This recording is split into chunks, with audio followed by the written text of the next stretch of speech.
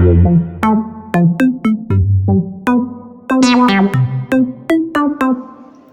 Everyone, welcome back to my channel. आज की video में हम शुरू कर रहे हैं हमारी next rearrangement, that is Baeyer विनेगर रीअरेंजमेंट और ऑक्सीडेशन। अब जो भी हमारे एल्डिहाइड्स या कीटोन्स होते हैं that are oxidised by peracids. जब भी हमारा वर्ड पर एसिड आ गया, ठीक है, तो याद रखना है कि यहाँ पर ये रिएक्शन अगर ऑक्सीडेशन वाली हो रही है तो वो होगी बेयर विनेगर ऑक्सीडेशन। ठीक है, इसमें क्या होता है, हमारे पास मेनली 1-2 माइग्रेशंस होती हैं जिसमें कि हमारे पास इलेक्ट्रॉन डेफिशिएंट ऑक्सीजन बनता है। ठीक है, अब ये रिएक्शन जो है कीटोन्स में ज़्यादा यूजफुल होती है बिकॉज ये कीटोन्स को कार्बोक्सिलिक एस्टर में चेंज करता है। कैसे? हमारे पास अगर कीटोन है, ठीक है, तो बेयर विनेगर ऑक्सीडेशन से BVO लिख सकता हूँ मैं से, बेयर विनेगर ऑक्सीडेशन से हमारे पास कार्बोक्सिलिक एस्टर्स बन जाते हैं। ठीक है ना, तो ये हमारी बेयर विनेगर ऑक्सीडेशन है।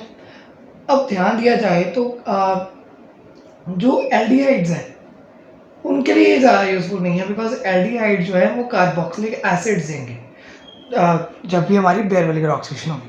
तो कार्बोक्सिलिक एसिड तो बच्चे हमारे पास कोई भी रिएजेंट डालकर हम हमारे एल्डिहाइड से बना सकते हैं। ठीक है, तो उसके लिए ज़्यादा यूजफुल नहीं है, पर लेकिन कार्बोक्सिलिक एस्टर्स बनाने के लिए बहुत यूजफुल है। तो भी हमारे पास ये जो है कीटोन्स के लिए ज़्यादा यूजफुल रिएक्शन रहती है। अब यहाँ पर अब एक बात देखी जाए तो बेयर विनेगर ऑक्सीडेशन में हमारे पास पर एसिड यूज कौन से होंगे, इनमें कुछ एग्जाम्पल्स रहेंगे। तो एग्जाम्पल्स आपको याद करने ज़्यादा ज़रूरी है, एग्जाम्पल्स लिखने ज़्यादा ज़रूरी है एग्जाम में। ठीक है, जैसे हमारे पास एसिटिक एसिड होता है वैसे ही होता है एसिटिक पर एसिड। ओके, जैसे CH3COOH होता है, CH3C डबल बॉन्ड OH होता है, पर लेकिन यहाँ पर एसिड हो जाएगा। ठीक है, इसी तरीके से हमारे पास और एग्जाम्पल्स आएंगे जैसे बेंजोइक पर एसिड, या फिर हमारे पास मेटा CPB है, डेट इज मेटा क्लोरो पर बेंजोइक एसिड। इसका स्ट्रक्चर बना लेते हैं। हमारे पास मेटा क्लोरो पर बेंजोइक एसिड में क्या होता है, एक बेंजीन रिंग होती है, ठीक है, और हमारे पास मेटा पोजीशन पर Cl होता है। फिर ऊपर पर एसिड को शो करने के लिए C डबल बॉन्ड OOH होता है। ठीक है, मैं पर एसिड का रोल आपको मैकेनिज्म में सिखाऊंगा कि क्या होता क्या है, बट लेकिन आप याद रखिए कि ये पर एसिड सारे यूज होंगे। Next is Caro's acids. Caro's acid जो होता है उसका फॉर्मूला क्या होता है, H2SO5। ठीक है, अगर मैं इसका स्ट्रक्चर बनाऊँ तो यहाँ पर सल्फर के ऊपर 2 ऑक्सीजन होते हैं। ठीक है, आगे फिर पर ऑक्साइड जो लिंकेज होती है वो प्रेजेंट होती है। ठीक है, तो ये हमारे पास हमारे कुछ एग्जाम्पल है। एक और एग्जाम्पल है दैट इज MMPP। ये भी हमारा एक रिएजेंट होता है, दैट इज मैग्नीशियम मोनो पर ऑक्सीथैलेट। ठीक है, मैग्नीशियम मोनो पर ऑक्सीथैलेट, ये भी हमारा एक जो है बेयर विनेगर ऑक्सीडेशन में ऑक्सीडाइजिंग एजेंट है। ठीक है, पर लेकिन अगर हम देखा जाए कि अगर कोई बहुत कीटोन जो है वो लेस रिएक्टिव है, ठीक है, अगर हम देखें कि हमारे पास लेस रिएक्टिव कीटोन है, फॉर लेस रिएक्टिव कीटोन्स, तो हम क्या करेंगे, अगर लेस रिएक्टिव कीटोन है तो हम क्या करते हैं, हमारे पास जैसे उस कीटोन के पास 3 प्राइमरी अल्काइल ग्रुप्स हो, मतलब स्टेरिक एंट्रेंस बहुत ज़्यादा हो, तो हम क्या यूज़ करते हैं, हम यूज़ करते हैं ट्राईफ्लोरो एसिटिक पर एसिड। ठीक है, एसिटिक पर एसिड से यूज़ करते हैं, बट लेकिन अगर हमारे पास लेस रिएक्टिव कीटोन है जिसके पास 3 मिथाइल ग्रुप्स है तो हमारे पास ट्राईफ्लोरो पर एसिड जो है हम यूज़ कर सकते हैं। ठीक है, तो ये हमारे कुछ एग्जाम्पल्स हो गए हमारे पर एसिड्स के, H2O2। ठीक है, और ये कुछ हमारे पास और एसिड्स हमारे पास हो सकते हैं जैसे पर एसिड्स में। ठीक है, हाइड्रोजन पर ऑक्साइड भी हम हमारे बेयर विनेगर ऑक्सीडेशन रिएजेंट में हम यूज़ कर सकते हैं।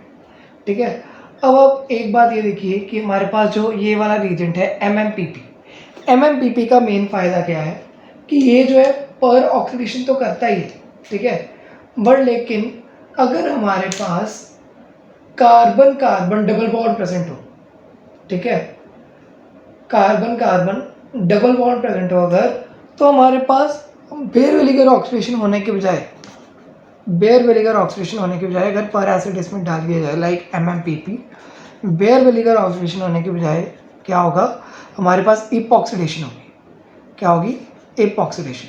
यहाँ पर जो CH है ये इपॉक्साइड रिंग बना लेंगे, ठीक है, और साथ में ये सेम चीज़ रहेगी। तो हमारे पास क्या हो रहा है, बेयर विनेगर ऑक्सीडेशन प्रॉपर नहीं हो रहा है, ठीक है।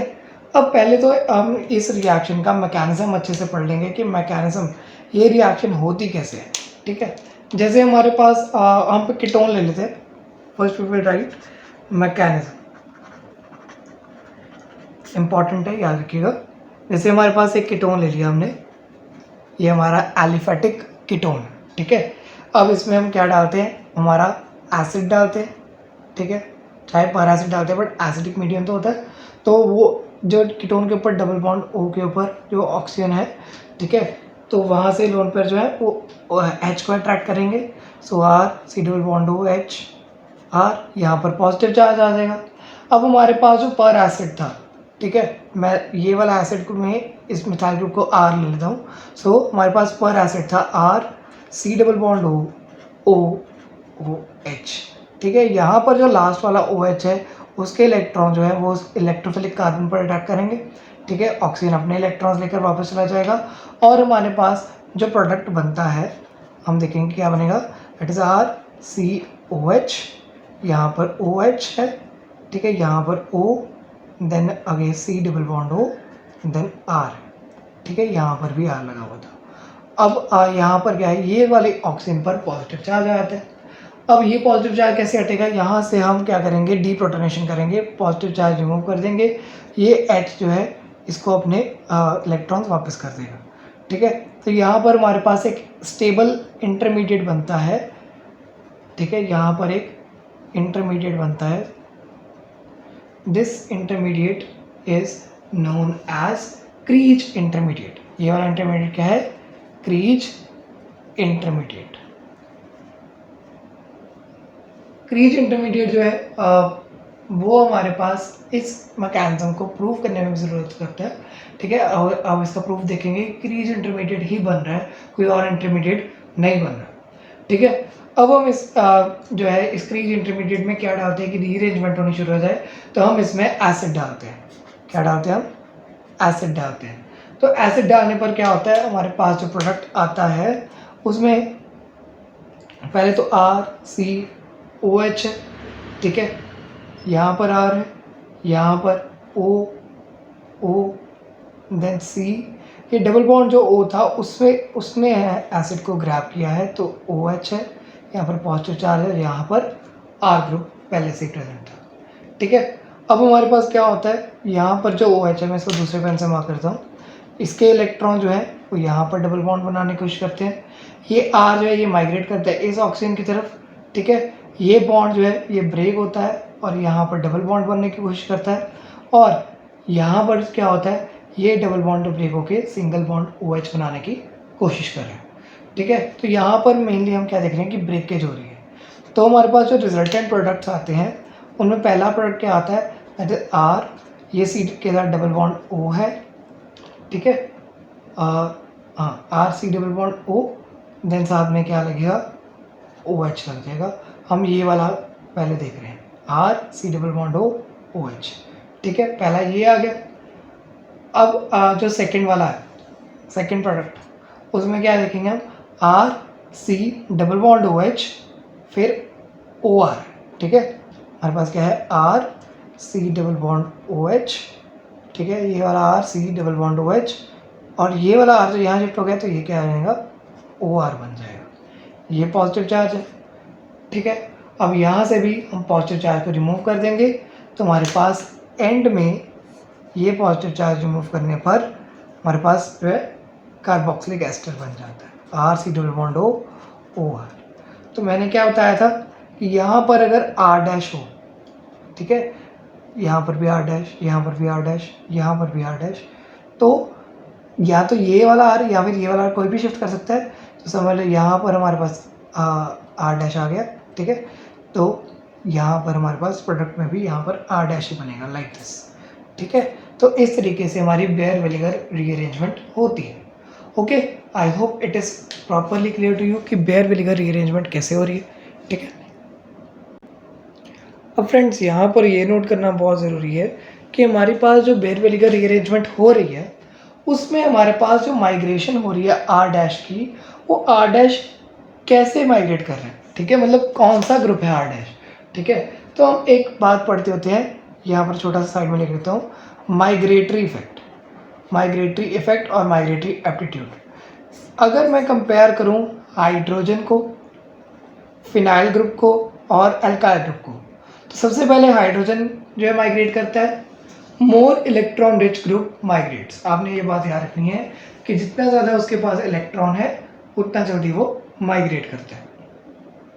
ठीक है, तो हमारे पास जो जितना ज़्यादा इलेक्ट्रॉन रिच होगा उतना जल्दी माइग्रेट करेगा, मतलब उतना ज़्यादा उसका माइग्रेटरी इफेक्ट होगा। तो H जो है जल्दी माइग्रेट करता है दैन दी फिनाइल ग्रुप और दैन दी एल्काइल ग्रुप। और अगर एल्काइल ग्रुप्स हों तो उसमें सबसे पहले टर्शरी माइग्रेट करेगा, फिर सेकेंडरी, फिर प्राइमरी, क्योंकि टर्शरी के पास सबसे ज़्यादा इलेक्ट्रॉन्स हैं। ठीक है, तो इसमें आपको मैं एक ट्रिक बता सकता हूँ कि आपने ये इतना बड़ा मैकेनिज्म नहीं करना है। सिंपली जब भी आप बेयर विनेगर ऑक्सीडेशन रिएक्शन कर रहे हैं तो आपने क्या करना है, जिस भी कंपाउंड का, इन दोनों में से कार्बन्स का माइग्रेटरी इफेक्ट ज़्यादा है, जिस भी ग्रुप का आर या आर डैश का माइग्रेटरी इफेक्ट ज़्यादा है, उसकी तरफ कार्बोनिल और कार्बन के बीच में ऑक्सीजन लगा दो। ठीक है, इसमें मैं बहुत सारे एग्जांपल्स अभी आपको करवाता हूँ तो आपको बहुत इजी लगेगा। जो ये मैंने ट्रिक बताई है कि जिसका माइग्रेटरी इफेक्ट ज़्यादा है उसके और कार्बन कार्बन के बीच में हम ऑक्सीजन लगा देंगे। ठीक है, जस्ट वेट अ सेकेंड। तो फ्रेंड्स, जो अभी हमने ट्रिक डिस्कस की थी कि more electron rich group migrates, तो जिसमें हमने कहा था कि टर्शरी ग्रुप ज़्यादा माइग्रेशन करेगा then the secondary than the primary. और अगर हाइड्रोजन, फिनाइल और आर की बात करें तो हाइड्रोजन सबसे पहले माइग्रेट करेगा then the phenyl then the R group. ठीक है, एल्काइल ग्रुप। तो अब ये वाले एग्जाम्पल्स हमने दिए हुए हैं।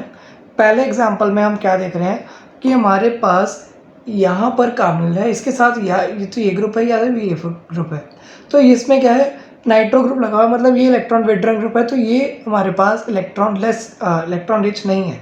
ठीक है, बट लेकिन ये इलेक्ट्रॉन रिच है।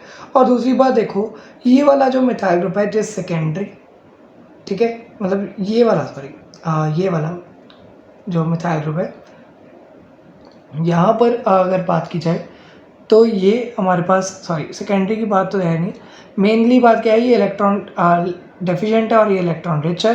तो जहाँ पर भी इलेक्ट्रॉन डेफिशिएंट होता है, मतलब वो हमारा माइग्रेटरी इफेक्ट कम शो करेगा। तो हम जो है, अगर हमारे पास रिएजेंट है मेटा CpBa, तो हम कैसे बनाएंगे प्रोडक्ट, यहाँ पर ऑक्सीजन लग जाएगा और बाकी सारा कुछ सेम रहेगा। ठीक है, तो ये हमारा प्रोडक्ट आ जाएगा CH2NO2। ओके, अब ये क्या है, ये वाली रिएक्शन में अगर देखा जाए तो ये तो 7 मेंबर्ड रिंग बन जाती है। तो ये भी आगे रीअरेंजमेंट शो करती हैं, तो वो हम बाद में पढ़ेंगे। पर लेकिन हम नेक्स्ट रिएक्शन को पहले डिस्कस कर रहे हैं कि यहाँ पर क्या है, एक हमारे पास नाइट्रो ग्रुप वाला फिनाइल है और एक फिनाइल है, तो कौन से में हमारे पास रीअरेंजमेंट होगी, तो हमारे पास वो वाला ग्रुप जो है माइग्रेट जल्दी करेगा, फिनाइल ग्रुप। तो मैं यहाँ पर ये वाला फिनाइल ग्रुप के साथ ऑक्सीजन लगा दूंगा और CO ट्रिपल बॉन्ड हो, और बाकी सारा एज इट इज सेम लिख देंगे। ओके, अब यहाँ पर देखो, जब भी हमारे पास डाइकीटोन्स होंगे, डाइकीटोन्स, तो यहाँ पर ऑक्सीजन नहीं आएगा। ठीक है, डाइकीटोन में क्या होता है, अगर हम हमारी बेयर विनेगर ऑक्सीडेशन कराते हैं तो हमारा एनहाइड्राइड बनता है, ये बात याद रखनी है। डाइकीटोन्स जो है they are converted to anhydrides. तो ये हमारे पास कुछ इंपॉर्टेंट एग्जाम्पल्स हो गए कि हमारे पास कौन जल्दी माइग्रेट करे। ठीक है, अब कुछ मैं ग्रुप्स को लेकर हमारा माइग्रेटरी इफेक्ट, माइग्रेटरी एप्टीट्यूड का ऑर्डर ले देता हूँ। जैसे हमारे पास एनिसोल है, ठीक है, एनिसोल है ना, उसका फिनाइल रिंग, ठीक है, ये सबसे पहले माइग्रेट करेगा, दैन दी टॉलुइन वाला, than the simple phenyl group. अगर इलेक्ट्रॉन विथड्रॉइंग ग्रुप आ जाए जैसे Cl वाला है तो वो उससे कम माइग्रेट करेगा। और जैसे मोर इलेक्ट्रॉन विथड्रॉइंग ग्रुप जैसे नाइट्रो आ जाए तो वो सबसे कम माइग्रेट करेगा। तो ये ऑर्डर आप याद कर सकते हैं कि हमारा माइग्रेटरी एप्टीट्यूड का ऑर्डर क्या है, ठीक है।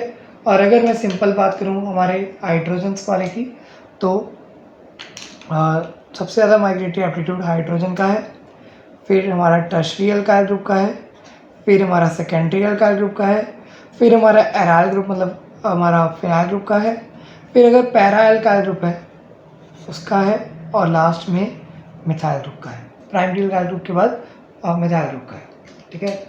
Hydrogen, tertiary, secondary, aryl, primary alkyl या फिर मिथाइल ग्रुप। तो ये ऑर्डर्स आपने दोनों याद रखने हैं कि हमारे पास बेयर विनेगर ऑक्सीडेशन में ऑर्डर होता कैसे, ठीक है। अब हमारे पास हम 2 एग्जांपल्स डिस्कस करेंगे, टॉपिक को कंक्लूड करेंगे, ठीक है। जैसे हमारे पास एग्जांपल है 1 methyl norcamphor. 1 methyl norcamphor का स्ट्रक्चर बहुत ईजी होता है, ठीक है। नॉर्मल सिस्टम बनाना है मेनली, यहाँ पर डबल बॉन्ड लगा देना है और 1 पर मिथाइल लगा देना है और साथ में ये ऊपर हमारा ब्रिज सिस्टम बनाना है, ठीक है। इसमें हमने मेटा CPP डाला, तो हमारे पास माइग्रेटरी एप्टीट्यूड कहाँ पर ज़्यादा होगा। देखो ये वाला कार्बन क्या है, टर्शियरी है, और ये वाला कार्बन क्या है, सेकेंडरी है। तो यहाँ पर देखा जाए तो सेकेंडरी का माइग्रेटरी एप्टीट्यूड बहुत कम है, तो हमारी ऑक्सीडेशन तो जो है यहाँ पर होनी चाहिए थी टर्शियरी वाले फेज पे, पर लेकिन वो यहाँ पर होती है सेकेंडरी वाले फेज पर। क्यों? क्योंकि यहाँ पर जो है स्टेरिक एंट्रेंस बहुत कम होती है, स्टेरिक एंट्रेंस बहुत ज़्यादा कम होती है यहाँ पर, ओके। तो ये जो एंडोफेस है ये एक्सोफेस है, ठीक है। एंडोफेज में हमारे पास रिएक्शन जो होती है वो कम होती है, एक्सोफेज में हमारे पास रिएक्शन इसलिए हो रही है क्योंकि यहाँ पर जो इलेक्ट्रॉन बनेगा उसमें स्टेरिक एंट्रेंस कम आएगी, ठीक है।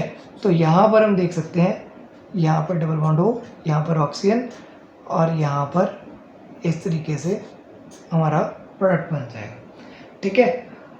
अगर मैं बात करूँ कि हमारे पास एक्सोफेज में बहुत ज़्यादा स्टेरिक एंट्रेंस है, अगर हमारे ऊपर वाले एक्सोफेज में स्टेरिक एंट्रेंस है, ठीक है, तो एंडो वाला लेस एंडेड है, तो हम क्या करेंगे, सिंपली ये टर्शियरी चाहे पर लेकिन हमारा यहाँ पर सेकेंडरी पर हमारी फिर से रिएक्शन होती है, तो ये इस तरीके से हमारा प्रोडक्ट बन जाता है, ठीक है।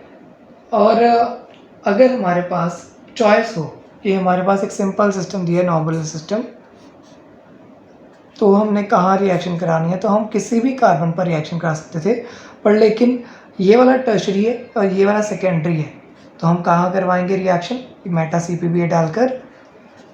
तो हम हमेशा टर्शियरी वाले के साथ ही रिएक्शन करवाएंगे, ना कि सेकेंडरी वाले के साथ, ओके। तो ये हमारे कंप्लीट होता है यहाँ पर हमारा बेयर विनेगर ऑक्सीडेशन रिएक्शन, ठीक है। इसके कुछ और भी एग्जांपल्स होते हैं बुक्स में, आप वहाँ से पढ़ सकते हैं।